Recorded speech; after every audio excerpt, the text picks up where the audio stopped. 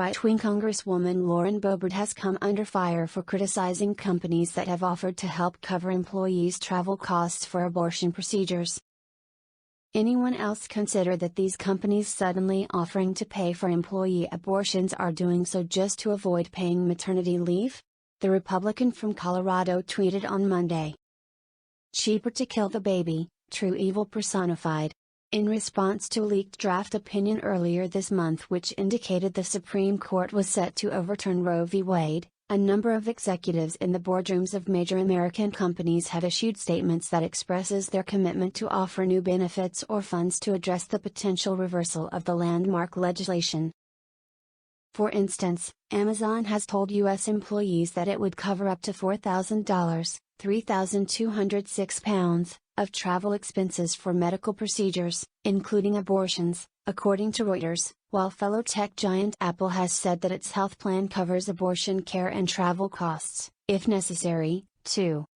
In the weeks after the leaked draft was made known, Microsoft said that it would be extending travel expense assistance to employees seeking abortion and gender-affirming care who have limited access to those services in their home state, while Starbucks released a memo on 16 May that announced the Seattle-based coffee chain would begin reimbursing employees and their enrolled dependents for any travel expenses incurred while obtaining an abortion or gender-affirming care.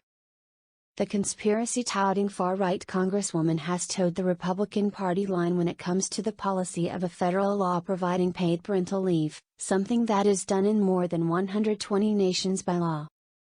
In a separate controversial incident online, Ms. Boebert panned Transportation Secretary Pete Buttigieg back in the fall for taking 2 months off to spend time with the son he'd adopted with his husband, Chasen.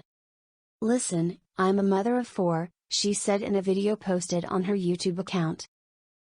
"I delivered one of my children in the front seat of my truck.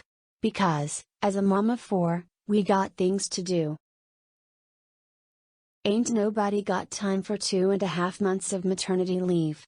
We have a world to save here." Though Mr. Buttigieg told reporters at the time that he was on hand 24/7 to deal with any emergencies, Ms. Boebert condemned him for taking the time off to spend with his newborn. While the country fell into one of the worst supply chain crises since 1979, the guy in charge of it all, Mayor Pete, was on a 2-month maternity, paternity, whatever the heck you want to call it, leave, she added in her monologue, in what many perceive to be a not-so-subtle swipe about the transportation secretary's sexual orientation. The guy was gone, the guy was not working. Because why? He was trying to figure out how to just feed.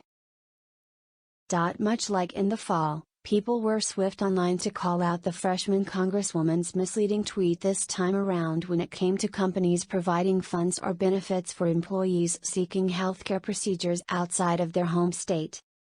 Some pointed out the irony in seeing a far-right lawmaker seem to support paid parental leave, a bread-and-butter issue for progressives, while others took to calling her conspiratorial tweet as the real personification of evil. In the U.S., you are permitted to take up to 12 weeks of unpaid time off after welcoming a new child into your home, so long as there's 50 people or more employed at the company. This was passed with the Medical Leave Act of 1993, but there is still no federal law that provides paid time off.